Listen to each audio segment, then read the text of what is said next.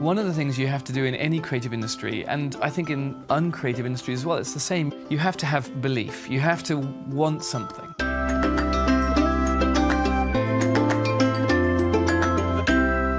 The genesis of Media Molecule was when 5 friends with a huge amount of experience in the industry walked into a boardroom at Sony and said, hey, we want to make a game about knitting and buttons and user-generated content, except we didn't even know it was called that at that point. We thought, there's no way that they're going to go for this.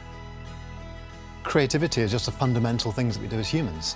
Like, there's nothing special or magical. It's not that thing where you wake up with a cool idea. Perhaps that's the starting point, but then you need to take that idea and sort of kindle that flame and then put huge amounts of effort into seeing whether that works. If you're not surprised and stunned by what you've done, it's very unlikely that someone else will. Just do. You do 10, 20 things, one of them is going to be good.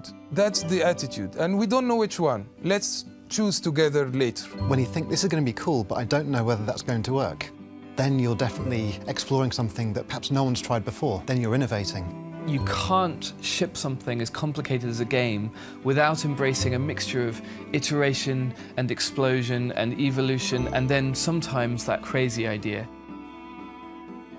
In reality, you need to try things out, you need to experiment, and you need to fail.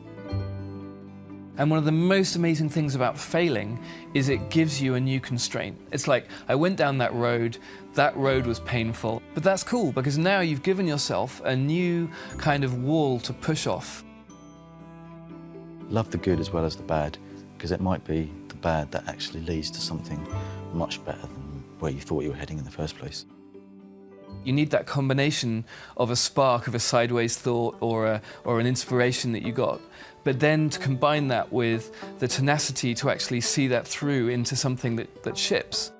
You have to take risks. And so in a way, releasing a product is a creative experience in and of itself. One of the beautiful things of working here is that we get a lot of rope to play with ideas and experiment, but it's grounded in the idea that in the end it's a commercial product that has to reach an audience, and that's rewarding. I want people to play our games so that people can enjoy it on a grand scale.